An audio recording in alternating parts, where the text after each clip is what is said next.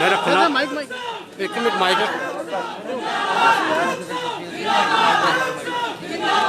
Doctor Farooq Abdullah इस वक्त जो है वो चाहिए पीछे आ जाइए पीछे आ जाइए जी सर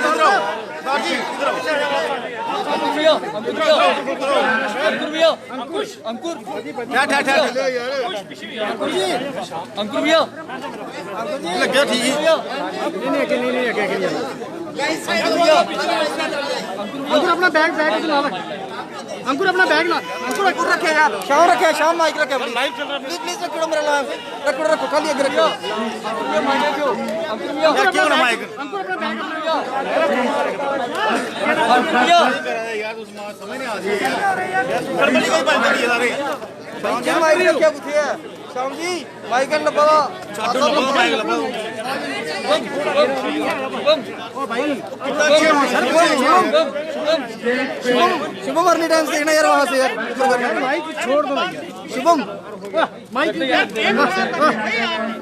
भाई पीछे आ जाना भाई सर पीछे आ जाओ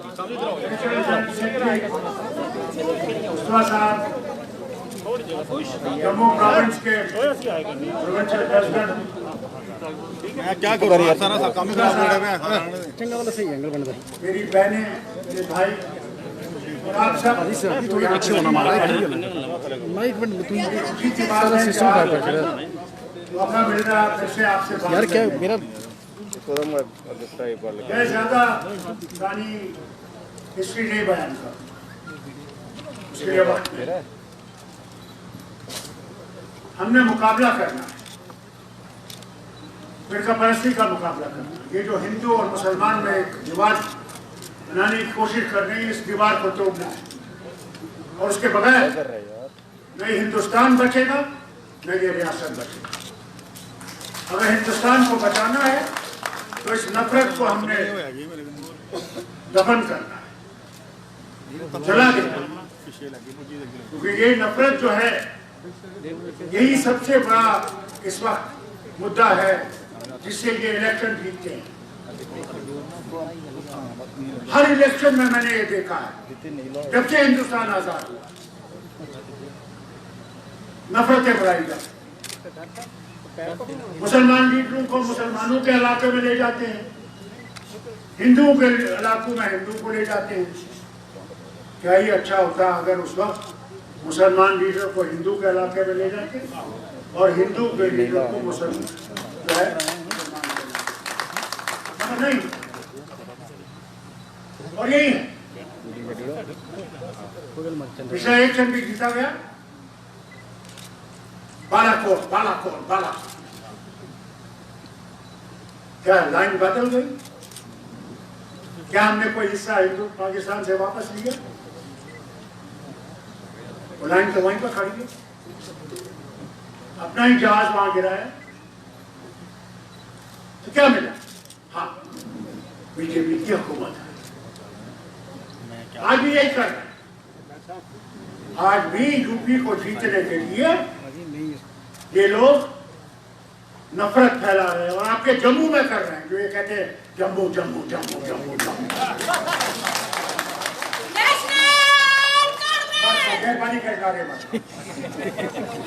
मुझे ये बताइए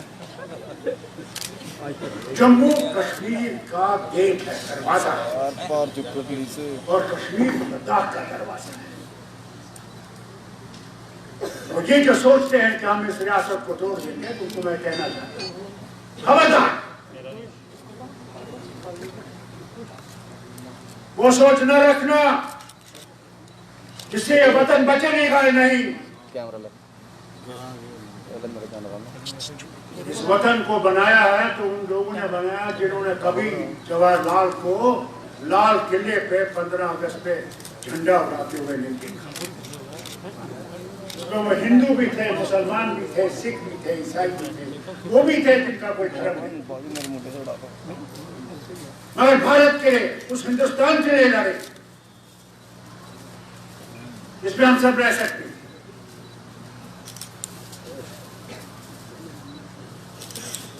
कभी भूलिए मत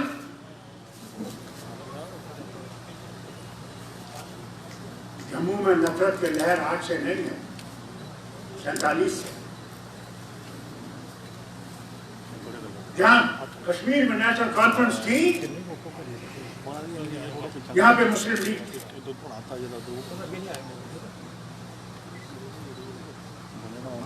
हमारी और उनकी सोच में बहुत फर्क है।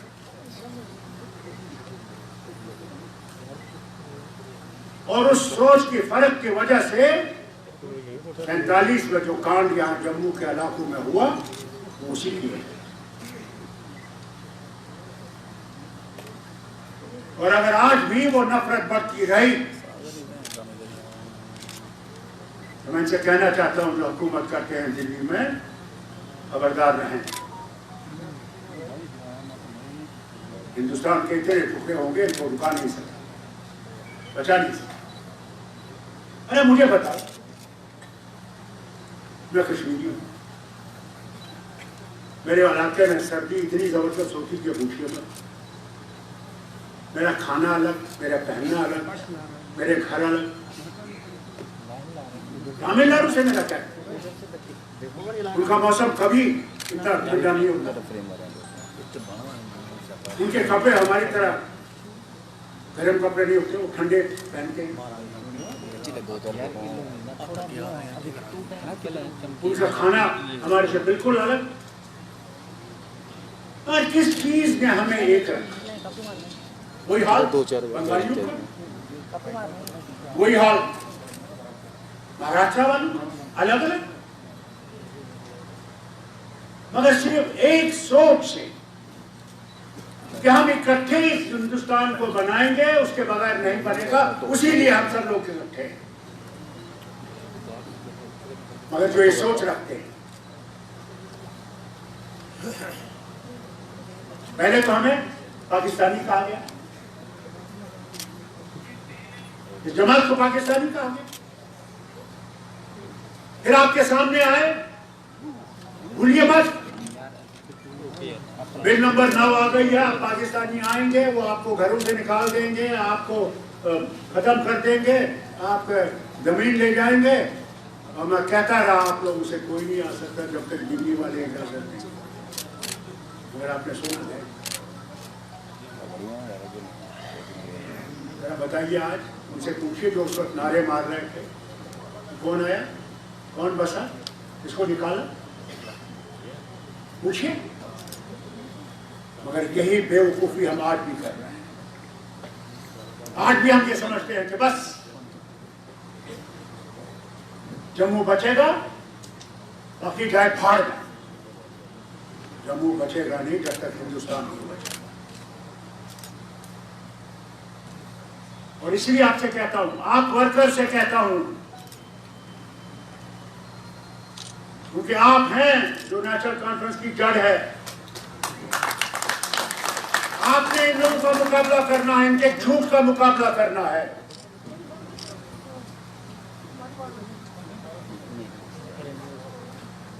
सागर साहब ने बहुत अच्छा कहा, 3000 लोग मारे गए हमारी पार्टी के, मेरे मिनिस्टर मारे गए, हमने झंडा हिंदुस्तान को छोड़ा नहीं, हम छुड़े रहे। मारो कितने मार सकते, मगर हम उधर जाने वाले नहीं, हम इधर जाने। उस वक्त जब नारे तकबीर हो रहा था और यहां हर माताएं हो रहा था, तब कश्मीर पाकिस्तान जा सकता था। ये जम्मू कश्मीर की रियासत जो है पाकिस्तान की बन सकती थी, यहाँ कोई हिंदू नहीं रह सकता। मगर वो लीडर शेर कश्मीर और नेशनल कॉन्फ्रेंस की पार्टी थी, उसने कायद आजम से कहा कि नहीं, टू नेशन थ्योरी हमें मंजूर नहीं है, हमने रहना है तो सबके साथ रहना है, हिंदू हो, मुसलमान हो, सिख हो, ईसाई हो, पैदा करने वाला वो है। मैं तो बार बार ये कहता हूं, अगर उसने मुझे जवाहरलाल के घर में पैदा किया होता तो मैं हिंदू होता, और इंदिरा गांधी को अगर पैदा किया होता शेख अब्दुल्ला के घर में तो मुसलमान होता। और संतान देने वाला वो है, किसको किसके घर में देगा, किसको किसी घर में नहीं देगा, वो जानता है। मैं नफरत पैदा करने की क्या जरूरत है? अगर तुम्हें हुकूमत करनी है क्या नफरत पे करनी है? और ये जो तुम लोगों को खरीद रहे हो, क्या समझते हो उसे तुम हुकूमत कर? हमारे लोग बहुत जानते हैं, पहचानते हैं किस लिए तुम ये कर रहे हो, और ये भी जानते हैं कि उनके दिल तुम्हारे साथ नहीं है, वो सिर्फ अपना मतलब निकाल रहे हैं। कब सीखोगे? याद है कहते थे जब कांग्रेस की हुकूमत थी, मैं भी मंत्री था, कहते थे पेट्रोल के दाम चढ़ गए, लोग कहते थे चढ़ गए जनाब। कहते गैस का सिलेंडर का कीमत चढ़ गया, कहते जनाब चढ़ गया। जो दाल आप खाते थे क्या उसकी कीमत बढ़ गई? क्या आप नहीं खा सकते? आप आज मैं इसी वज़ीर आज़म से पूछता हूँ, जो आपने हमसे वादे किए थे वो कहाँ है? आज गैस सिलेंडर कहाँ पहुंच गया? मेरी माँ बहन जो है आज फिर से गोबर और चूल्हा जला रही है अपना खाना पकाने के लिए, और उसके पास ऐसा नहीं है दाल खरीद सके। इतनी दाल की कीमत आसमान पे पहुंच गई। और आपके जो पेट्रोल और गैस, उसको देखो, आपकी टिकट जो है, अगर आप यहां से जम्मू के शहर से आरएसपुरा जाना चाहते हो, उसकी टिकट कितनी बढ़ गई। अगर आप पठानकोट जाना चाहते हो, उसकी कीमत कितनी बढ़ गई। क्या है? तो ये देखिए आप कि कहां पहुंच गए हम। जो वादा करते थे कि हम इसको जन्नत बनाएंगे, उन्होंने इसको जहन्नम बना दिया है। अगर तुमने इलेक्शन जीतना है तो जहन्नम मत बनाओ, जन्नत बनाओ, फिर इलेक्शन। और तुम्हारे लीडर आते हैं, वजीर आते हैं, अरे वजीर घूमे, कहाँ गए? तुम्हारे गांव में नहीं गए? पहलगाम गए, गुलमर्ग गए, सोनमर्ग गए, खाना पीना खा के वापस दिल्ली गए कि हमारे मंत्री सारे जम्मू कश्मीर में घूम के आ गए। कमाल देखो। अरे कितना लोगों को बेवकूफ बनाओगे, कितना। क्या ये समझते हो कि वही लोग हैं जो 52 में थे? नहीं, आज पढ़े लिखे हैं। आज पहाड़ों पे भी पीएचडी वाले हैं, डॉक्टर हैं, नर्से हैं, पैरामेडिकल लोग हैं जो पढ़े लिखे हैं, ग्रेजुएट्स हैं। वो जानते हैं कि वो क्या है। आप मीडिया को देखिए, कितना मीडिया को दबाया हुआ है। अगर एक भी अखबार वाला या मीडिया का दूसरे जो रुख है, वो कोई भी चीज सच्ची बयान करे, उसके एडिटर को पहले ही पुलिस थाने में बुलाया जाता है कि खबरदार, कुछ दूसरा करोगे तो तुम्हारे ऊपर हम ऐसे कानून लगाएंगे कि पूछिए मत। भूल गए? यूपी में सबसे बड़ा अखबार था, आज भी है,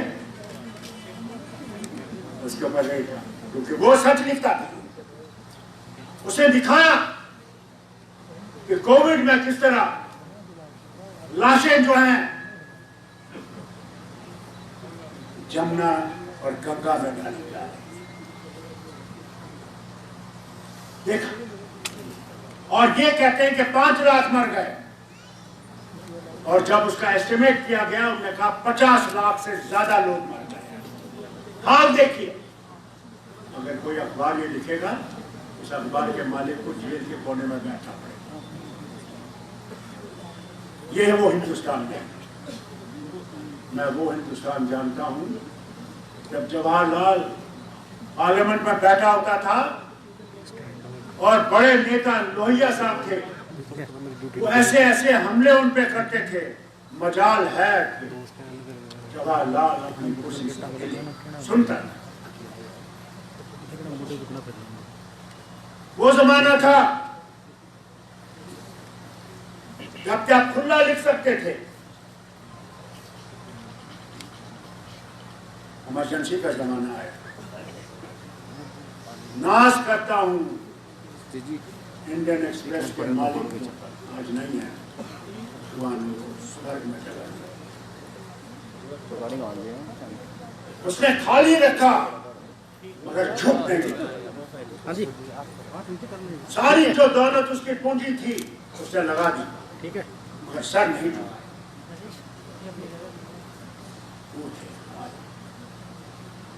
आज अमेरिका का मीडिया देखिए, उनने ट्रंप के बारे में ऐसा लिखा कि ट्रंप जीत नहीं सकता। आप समझते हैं कि आप हर वक्त रहेंगे, अंत आएगा। और जिन्हीं अखबारों को आपने दबा के रखा है वो खुल्लम और मैं अल्लाह से यही कहता हूँ तब तक मुझे नहीं लेना इस दुनिया से, जब तक मैं वो नहीं देखूँ कि हमारे अखबार सच्चाई से लिख सके और सामने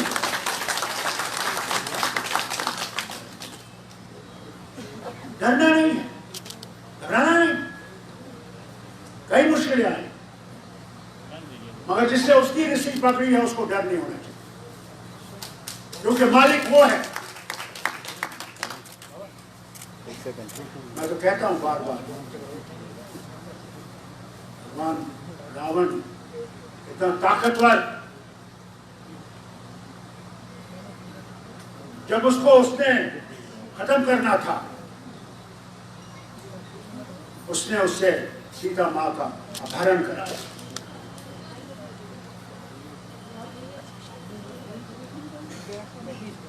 और वही लंका यहाँ का वो बादशाह था, हनुमान जी से उसको जब फिर जैसे शेरा मनाते हैं आप, वहां तीनों को खत्म, रावण को भी, कुंभकर्ण को भी, मेघनाथ मालिक वो है। जरूर मुश्किलें हैं, कौन कहता नहीं। सच बोलना मुश्किल हो गया, थाने में ले गया अंदर कर, थानेदार भी क्या करेगा, उसको जोर है, उसको अपनी नौकरी बजा।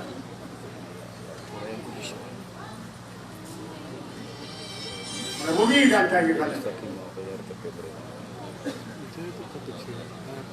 आज तो कोई बाबू आपका फोन उठाने के लिए तैयार नहीं। आपने डीडीसी के इलेक्शन किए, स्पीकर साहब ने पार्लियामेंट के बहुत बड़ा इजलास किया कश्मीर में, मैं भी वहां था। मैंने कहा जो डीडीसी के मेंबर बने हैं, पंचायत के मेंबर बने हैं, ये लोगों के सामने क्या लेके जाए। आपने ये तो इलेक्शन करके आ गए, मगर अब वो गांव वाला पूछता है मेरी सड़क कहाँ है, मेरा पानी कहाँ है, मेरे डिस्पेंसरी का हाल क्या है, तो क्या कहें। आपने दिखाने के लिए तो कर दिया, मगर उनको वो हक नहीं दिया जिसके बारे में आप कहते थे, आसमान से कहते थे कि अब पंचायती राज बनेगा और पंच जो होगा उसमें कोई ताकत होगी। मैं हुकूमत से पूछता हूँ क्या ताकत दी आपने उनको, क्या ताकत, क्या उनके पास कोई ताकत है। अफसर उनकी बात सुनने के लिए तैयार नहीं है, फोन उठाने के लिए तैयार नहीं है। क्या बनाया हमारी लड़ाई महाराजा हरि सिंह के खिलाफ नहीं, नेशनल कॉन्फ्रेंस की लड़ाई थी कि लोगों को जो वोट का हक है वो दो, तुम रो राजा, मगर लोगों की हुकूमत बनी, वही लड़ाई। ये जो पर्ची आज तो आप बटन दबाते हो, तो कभी भूलना नहीं, ये सारे हिंदुस्तान के करोड़ों के खून का नतीजा है, जिन्होंने अंग्रेजों के खिलाफ आवाज उठाई। उस पर्ची पे गांधी का खून भी लगा हुआ है। जब बटन दबाते हो तो याद रखना, उनको जिन्होंने अंग्रेजों ने फांसी दी,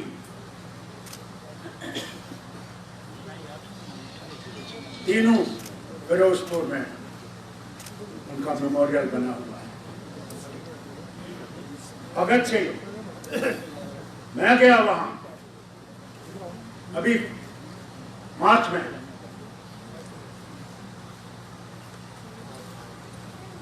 उन्होंने जवाहरलाल को नहीं देखा, हिंदुस्तान को आजाद किया,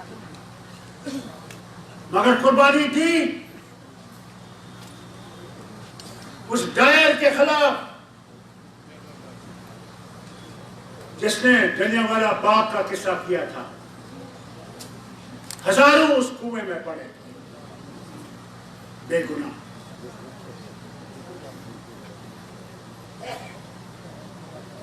अभी भूलिए मत, ये देश आपको आसानी से नहीं मिला है,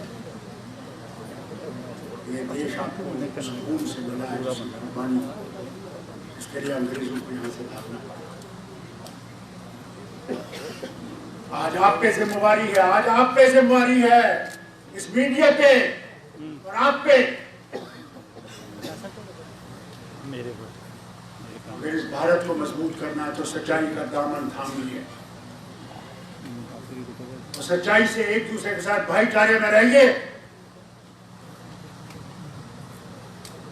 जब तक हमारे यहाँ भाईचारा रहेगा कुछ नहीं होगा, मगर जिस दिन भाईचारा खत्म हो जाएगा, हमें अंदर का खतरा है, मुझे पाकिस्तान या चीन का खतरा नहीं है। वो कुछ नहीं कर सके जब तक हम मजबूत हैं अंदर। इसलिए उस भाईचारे को पकड़िए और इस जमात को मजबूत। जमात में लोग आते हैं, कोई बड़ी बात नहीं,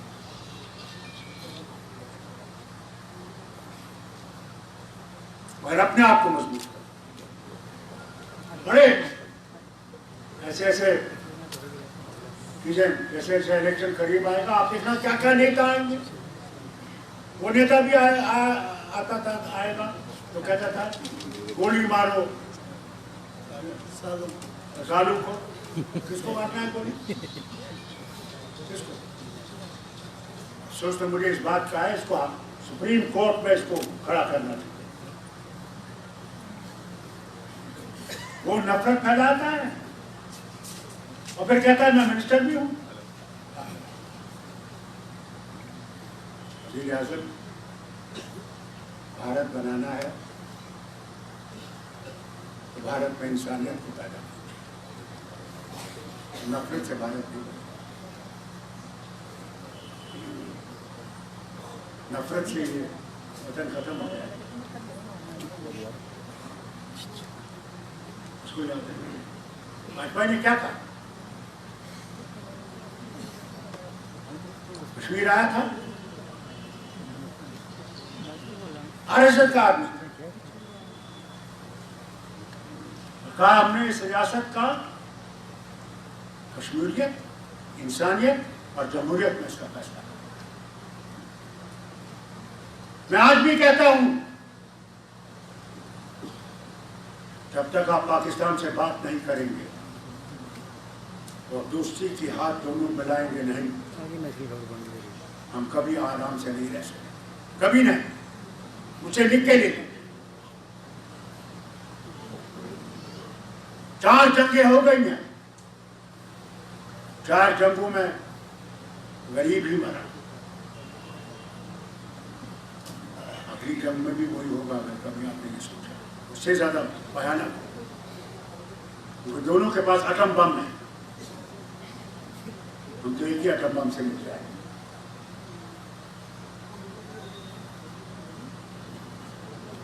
और खुद वाजपेयी ने मेरे सामने खींचवाल में, जहां पाकिस्तान की कश्मीर की सरहद बिल्कुल सामने है, हम पानी का मुआवजा उनको, आज मुझे पता नहीं जब मेरी हुकूमत थी तब भी देते थे, क्योंकि हम पानी वहां से लेते थे उस इलाके। और क्या कहा दोस्त बदलाए जा सकते हैं, पड़ोसी बदलाए नहीं जा सकते। या दोस्ती में रहेंगे और तरक्की करेंगे, या नफरत में रहेंगे और पीछे हो जाएंगे। अरे क्या ही अच्छा दोस्ती होती। आज सियालकोट से लोग यहाँ जम्मू चाय पीने, खाना खाने, हम वहां जाते, वही हाल होता था। पुराने जमाने में जब हिंदुस्तान पाकिस्तान नहीं बना था, लोग रेल में आते थे, रेल में आते थे, यहाँ दिन गुजारते थे, शाम को वापस आते।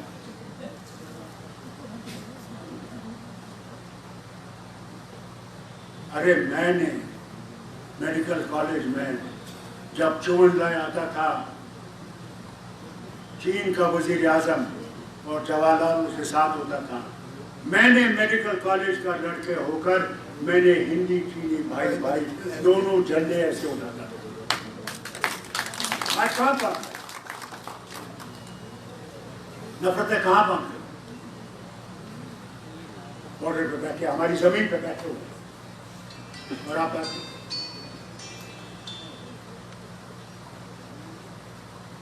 क्या होगी? हम दोस्ती में रहेंगे तो ये जो पैसा हम लोग इन जहाज़ों को और इन टैंकों को और इन चीज़ों को लेते हैं, वो हम अपने किसान को उठाने के लिए लेंगे, उसी गरीबी दूर करने के लिए लेंगे। आज हम लोग 101 नंबर पे पहुंच गए हैं बुखवारी में। सोमालिया के साथ हमारा दर्जा आ गया है कि इंदिरा गांधी के वक्त में ग्रीन रेवोल्यूशन आया था। हम लोग अपने न सिर्फ खुद खाते थे बल्कि दुनिया में बेचते थे अपनी फसल। आज कहां पहुंचे? आप देखें, यही जम्मू, इसके बारे में जम्मू जम्मू जम्मू कहते हैं, पार्लियामेंट में बैठा था, मुझे टेलीफोन आया कि यहां लोग मर रहे हैं, गैस नहीं है, ऑक्सीजन नहीं है। वजीर हर्षवर्धन साहब हेल्थ मिनिस्टर थे, वो बोल रहे थे, मैंने कहा मैं माफी मांगता हूं आपको इंटरप्ट करने के लिए, मगर मेरी बात सुन लीजिए। मैंने कहा हमारा दारुल खिलाफा सर्दी का जम्मू, उसके अस्पताल में ऑक्सीजन है, जहां ये बड़ी बड़ी तकरीरें कर रहे हैं वहां लोग मर रहे हैं।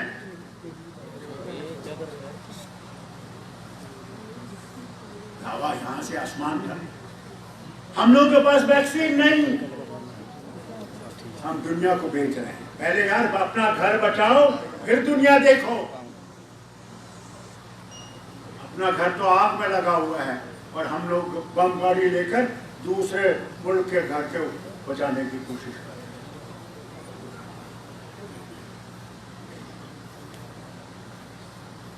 हैं। नहीं चले, शहबाज आए, हुकूमतें आती हैं जाती हैं, राजीव गांधी की भी हुकूमत थी, 400 आपके भी 300, एक दिन दूर नहीं है जब आप भी नहीं चाहे। नफरत का ढंका जो आप बजा रहे हैं ना, थोड़ी बहुत चलेगा, हर वक्त नहीं चल सकता, नहीं चल सकता। आज भी हिंदुस्तान में लोग हैं जो इससे नफरत करते हैं जो आप फैला रहे हैं। मेरे भाइयों बहनों सुनो, और ये मीडिया वाले सुने, बद्री रैना साहब बहुत बड़े प्रोफेसर रहे हैं,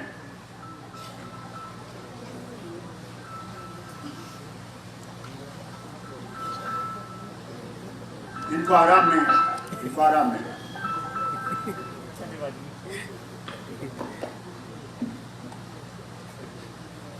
उन्होंने मुझे एक मैसेज भेजा, सुनिए आप।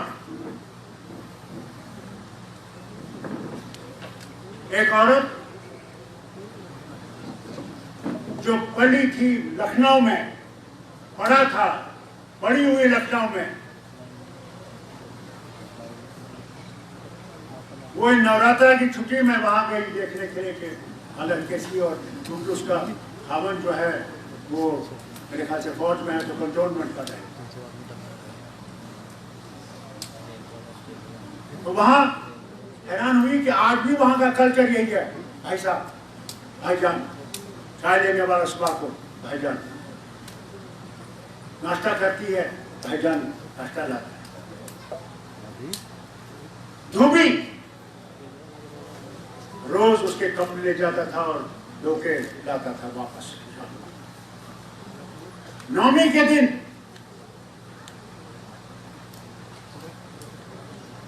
धोबी नहीं आया तो उसने पूछा, टेलीफोन किया धोबी को, आप क्यों नहीं आए हमारे कपड़े लेकर? उसने कहा, जनाब आज नवमी है तो मेरी छोटी बेटी 7 साल की है, वो इन घरों में जाती है जहाँ मैं कपड़े धोता हूँ, और इसको उस दिन वो भगवती का रूप देते हैं और उसकी पूजा करते हैं। याद नहीं होता, कन्या पूजा होती, तो इसकी पूजा होती है, इसलिए हमें देर लग गई आपके यहाँ आने। उसने कहा, ये कौन है? उसने कहा, यही वो बेटी है मेरी, इसकी कन्या पूजा हुई। तो बेटी बड़ी खुश कि उसने आज उसकी पूजा हुई, उसने थोड़े से पैसे भी कमा लिए, बड़ी खुश। तो इस औरत ने उससे पूछा, बेटी ने धोबी से, तुम्हारा नाम क्या है? देखिए हैरानी, देखिए। धोबी कहता है, मेरा नाम मोहम्मद है। उसका दिल बैठ गया, मुसलमान लड़की पूजा हो रही। थोड़ी देर में इसके आंसू हो गए और कहती है, ये उनको मैं कहना चाहता हूं जो ये नफरत फैला रहे हैं। और कहती है आंसू से, आज भी मेरा हिंदुस्तान, आज भी मेरे हिंदुस्तान में नफरत गायब है। भाई लोगों, याद रखो, इस वतन में आज भी इंसानियत है, आज भी लोग हैं जो हिंदू मुसलमान आपस में मोहब्बत करें, और इंशाअल्लाह ये भारत रहेगा, ये मोहब्बत रहेगी। यही चले जाएंगे जो नफरत फैला रहे हैं, यही मर जाएंगे। इसलिए मैं आपसे कहता हूं, घबराना नहीं, बस अपने भगवान को थामे रहो, अपने अल्लाह को थामे रहो, उससे ताकत, वही ताकत है। इंशाअल्लाह ये जमात मरेगी, न मरेगी, न मरी है, न मरी थी। एक जमाने में नशवरात जी की हुकूमत थी तो कहते थे फारूक अब्दुल्ला से हुकूमत, तो वो जो नशर खान वो तो मर गए, कहा है नशर? मैं विलायत गया, मुझे लोग विलायत भेजे, फारूक साहब आइए, तशरीफ लाइए, हमें किसी को बचाने वाला तो वो। आज भी आपसे कहता हूं, जम्मू कश्मीर बचेगा नेशनल कॉन्फ्रेंस की मेहरबानी से, नहीं तो नहीं। अरे तंदूरा तुम कितना मार सकते हो? बीजेपी वालों, आरएस वालों, मारो नारे जितने तुम मार सकते हो, तुम भाईचारे को खत्म नहीं कर सकोगे, तुम ही खत्म हो जाओ। इसे लिख लो, लिख लो मुझसे, मैं खून से लिखने को कोई धर्म नफरत नहीं सिखाता, कोई इंसान बुरा है, धर्म बुरा है। अपने धर्म की तरफ चलो। मैं मुसलमान भाइयों से कहता हूं, तुम नाम के मुसलमान रह गए हो, अमल के मुसलमान नहीं रहे। तुम नमाज नहीं पढ़ते, रोजा नहीं रहे, सच नहीं बोलते, कम तोड़ते हो, बेईमानी करते हो, झूठ बोलते हो। यही हाल हमारे हिंदुओं का, सिखों का। हम क्या मुझसे दूर हो गए? हमें माया जाल में फंसा है। माया जाल समझते हैं अगर 1 करोड़ है, दूसरा करोड़ बना रहे हो, कोई पता नहीं कर रहे हो क्या। ये नहीं पता है जब वो आएगा पता ही नहीं लगेगा। सारा यही तरह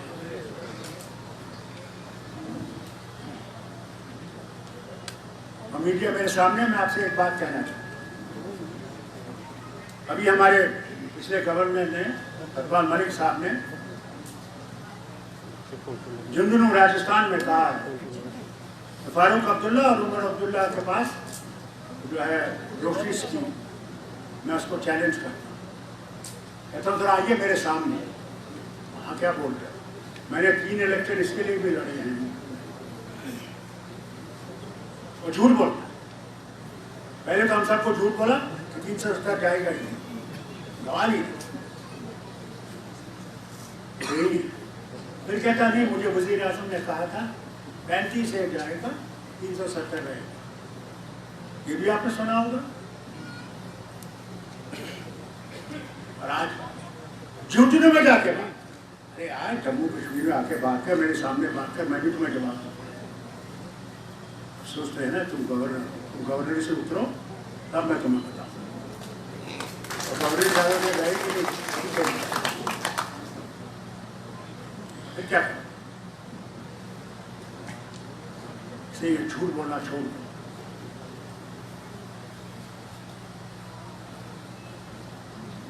रोशनी स्कीम का देखना है, पता लग जाएगा इनको कि उन्होंने उसका फायदा किसे किया। रोशनी का मकसद था कि हम पावर प्रोजेक्ट बना सकें। मैं 9 प्रोजेक्ट हमारे पास थे पावर के, और मैं हुकूमत के पास गया, भाजपा जी प्राइम मिनिस्टर थे, और पावर मिनिस्टर थे वो साउथ इंडिया के कुमार मंगला। उनके दफ्तर में गया, फारूक साहब आपको सेंटर जो है काउंटर गारंटी नहीं देगा, आप 2 प्रोजेक्ट बना लीजिए, साथ हमें दे दीजिए, हम क्या करेंगे ये प्रोजेक्ट बनाएंगे, इसका जो भी पैसा हमें लगेगा वो हम निकाल लेंगे, फिर ये प्रोजेक्ट आपके हवाले।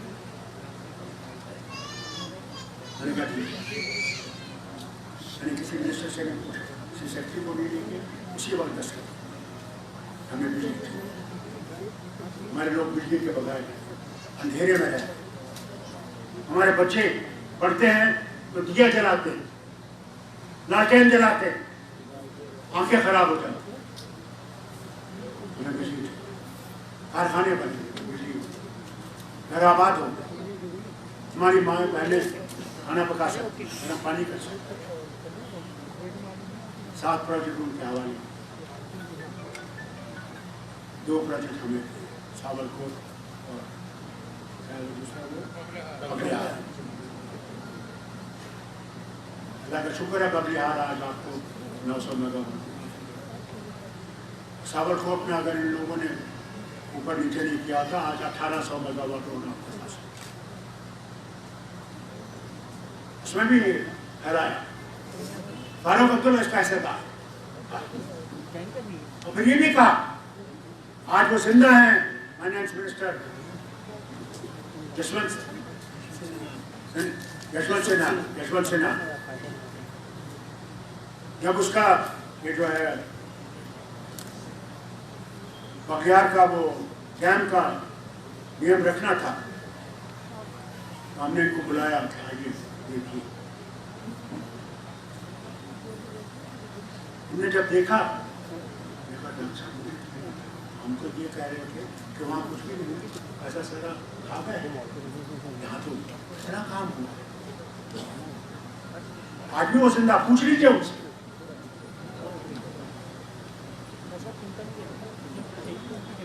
इंसान जब जाएगा कुछ नहीं साथ में जाएगा, ये कपड़े भी नहीं साथ जाएंगे, ये जिस्म भी यही रह जाएगा, या तो जलाया जाएगा या खाक हो जाएगा, कब्र में सिर्फ डूब जाएगा, आत्मा जाएगा।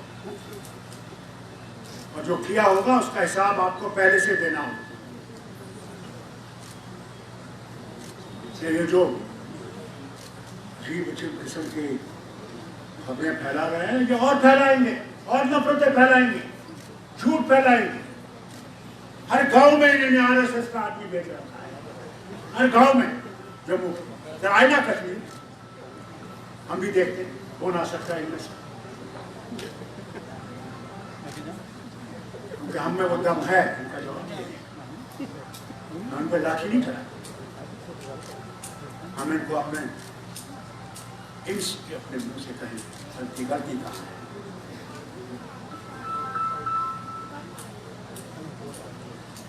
कोई काम नहीं तुम्हें और।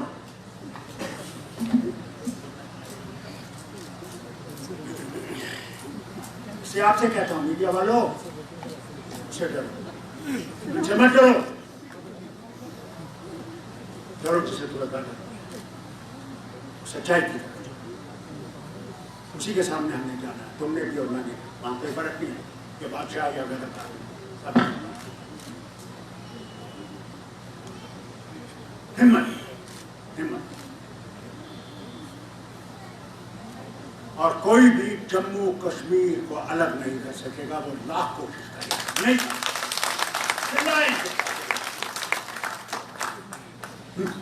यहां से अलग, उधर से अलग, इधर से यहाँ के नीचे। अरे खींच के तो दिखाओ। और फिर एक साथ कहते हैं डिक्सन प्लान। वाह, मेरे ख्याल से वो डिक्सन कब्र से उतरा होगा और रात को इसको एक भूत बन के आया होगा कि डिक्सन प्लान। वाह,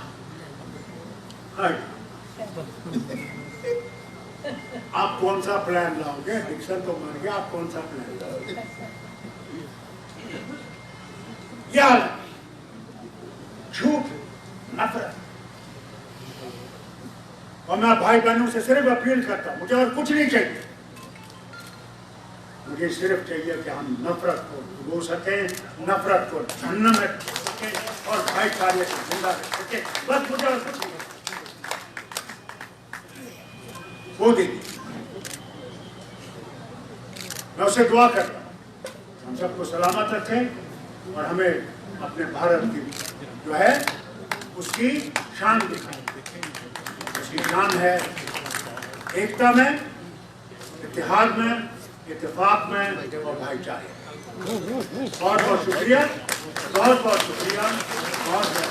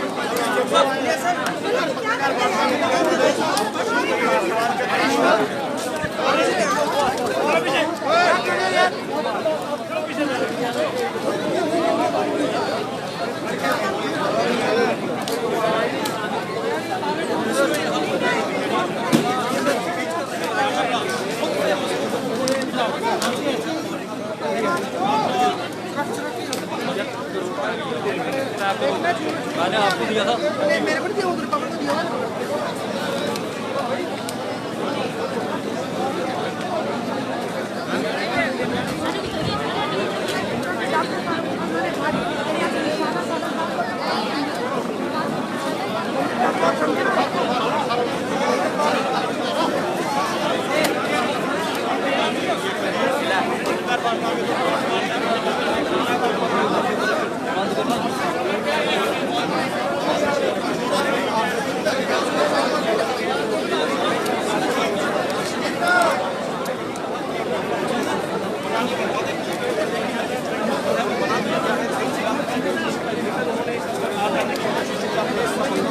नहीं बोल रहा क्यों पागल हो गया